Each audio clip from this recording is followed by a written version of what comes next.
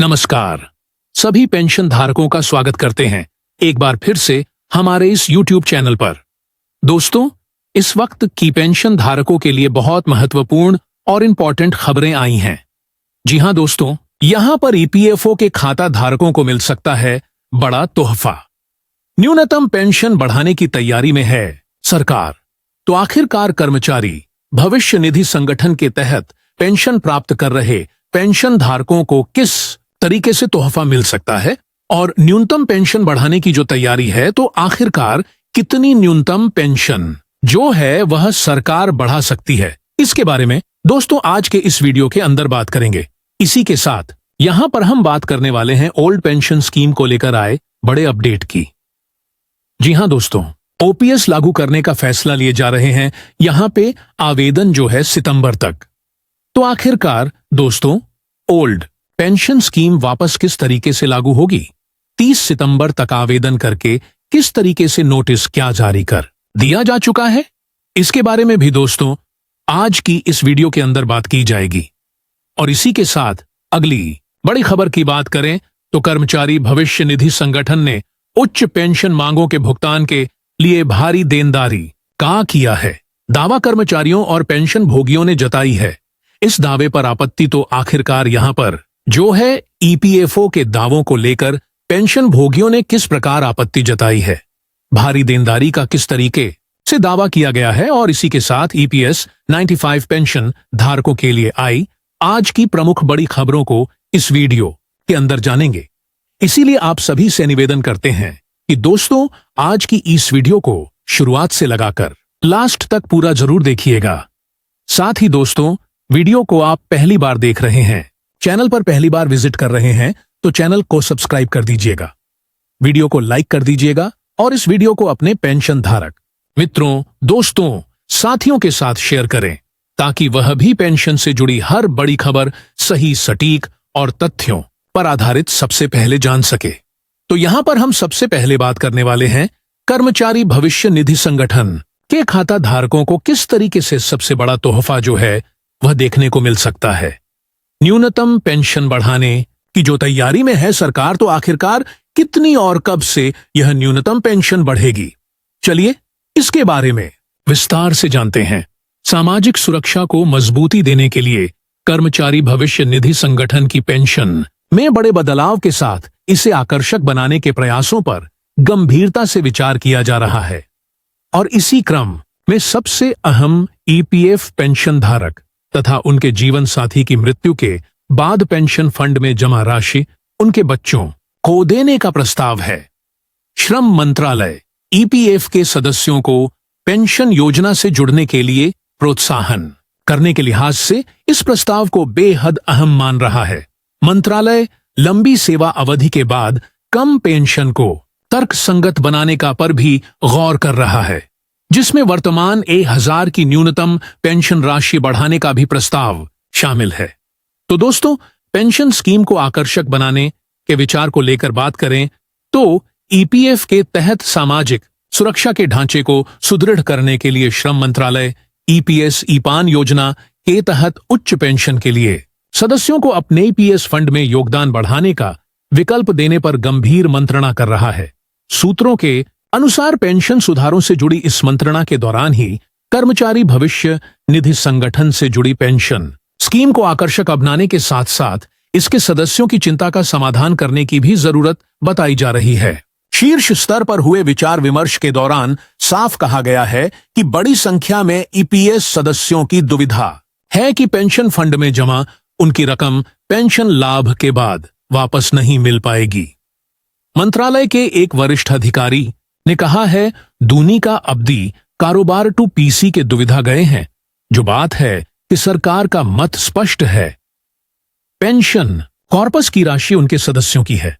अब न्यूनतम पेंशन बढ़ाने का भी यहां पर हो सकता है बड़ा फैसला। जी हां दोस्तों, मंत्रालय का मानना है कि ईपीएस के स्वरूप में इस बड़े बदलाव के बाद इस पेंशन योजना को लेकर इसके सदस्यों को आकर्षक निश्चित रूप से बढ़ेगा। पेंशन को तर्क संगत बनाने के विकल्प के संदर्भ में अधिकारी ने कहा है कि श्रम मंत्रालय तथा कर्मचारी भविष्य निधि संगठन दोनों पेंशन की वर्तमान न्यूनतम राशि की समीक्षा के पक्ष में नजर आ रही है। इसकी जरूरत समझी जा रही है कि शीर्ष अदालत के फैसले के संदर्भ में एक और ईपीएफ के तहत लोगों को हायर पेंशन मिलने लगा, तो दूसरी तरफ सालों की नौकरी के बाद भी बहुत से लोगों को कम पेंशन मिल रही है। ऐसे में लंबी सेवा काल में एक फैक्टर बनाया जाना जरूरी है ताकि इस पेंशन को तर्कसंगत यहां से बनाया जा सके। ईपीएस के तहत न्यूनतम पेंशन अभी केवल 1000 महीने की है और सुधारों के तहत इसकी समीक्षा करने हेतु लेखनीय इजाफे की संभावना पर यहां पर जो है विचार मंथन चल रहा है। हालांकि न्यूनतम मासिक पेंशन में इजाफे की कोई राशि तय नहीं की गई है, मगर मंत्रालय से मिले संकेतों के अनुसार इसमें सम्मानजनक बनाने का भी विचार किया जा रहा है। इसी के साथ कुछ रिपोर्टें यह भी निकलकर आई हैं जिसमें बताया जा रहा है कि ईपीएस माइंड I5 के तहत न्यूनतम पेंशन 3000 या 70500 या फिर 9000 तक बढ़ाई जा सकती है। लेकिन कर्मचारी भविष्य निधि संगठन और सरकार की तरफ से इन सभी अपडेट की अभी तक कोई आधिकारिक पुष्टि नहीं की गई है। इसीलिए तमाम तरीके के दावे सोशल मीडिया के माध्यम से जो किए जा रहे हैं, यह सिर्फ अभी तक यहां पर कयास प्रयास ही बताए जा रहे हैं। इसी के साथ अगली बड़ी खबर को लेकर बात करें तो ओपीएस लागू करने का फैसला लिए जा रहे हैं। आवेदन इसके लिए यहां पर सितंबर अंत तक लिए जाएंगे। जी हां दोस्तों, जो भी सरकारी कर्मचारी जिन्होंने पिछले काफी समय से सरकारी नौकरी ज्वाइन कर रखा है, उन सभी को पता होगा कि भारत सरकार की ओर से पुरानी पेंशन योजना को समाप्त कर दिया गया है और इसे लेकर लगातार विरोध भी किया जा रहा है और मांग भी उठाई जा रही है कि पुरानी पेंशन योजना को फिर से बहाल किया जाए। यहां पर आपको उसकी पूरी जानकारी दी जाएगी।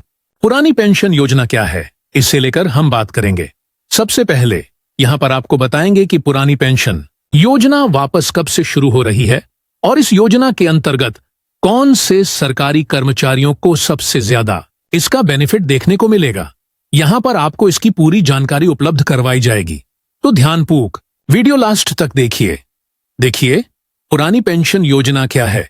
इसको लेकर आपको बता दें कि पुरानी पेंशन योजना के अंतर्गत जुलाई 2005 से पहले जितने भी सरकारी कर्मचारी ने जुलाई 2005 से पहले सरकारी नौकरी ज्वाइन कर लिया है, दूरा दुरा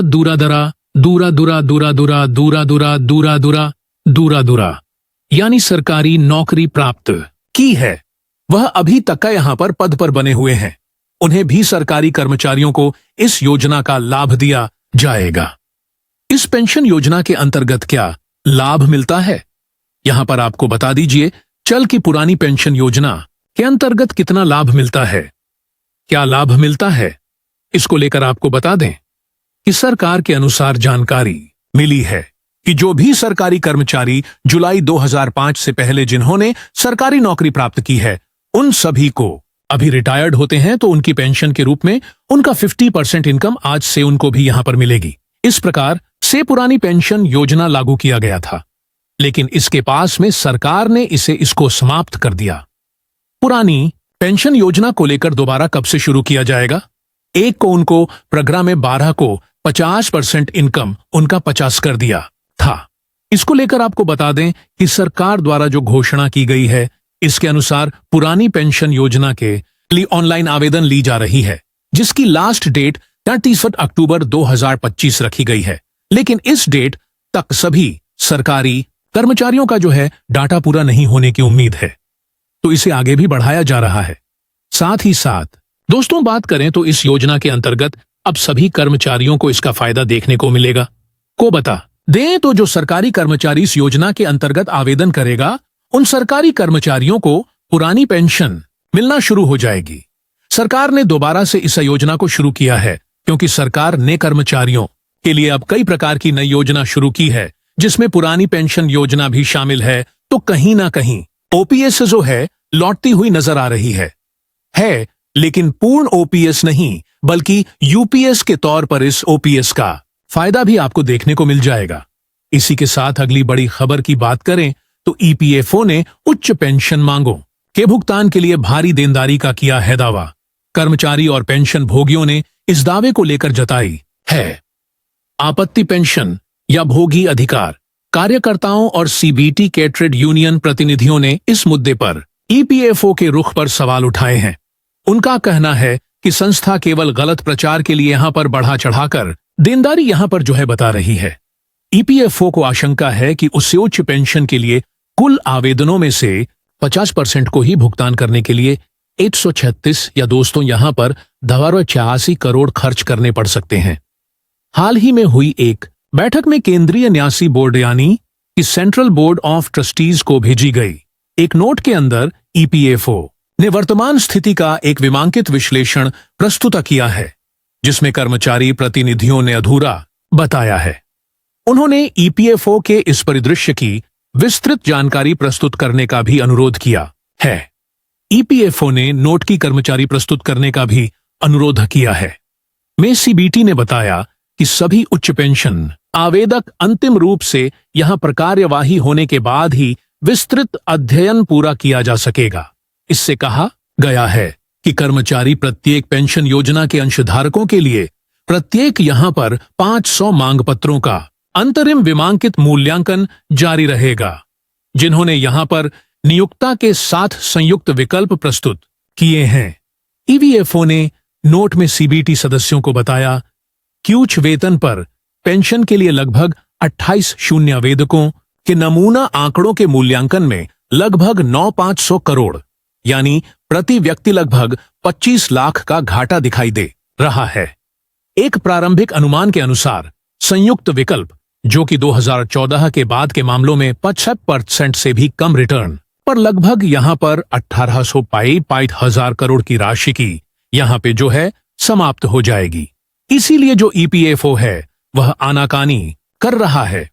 और यहां पर जो है कर्मचारी और पेंशन भोगियों का कहना है कि जो ईपीएफओ नियुच्च पेंशन के जो भुगतान की भारी देनदारी का दावा किया है वह बिल्कुल गलत है। गलत प्रचार बीती करके यह बढ़ा चढ़ाकर देनदारी को जो है ईपीएफओ बता रहा है।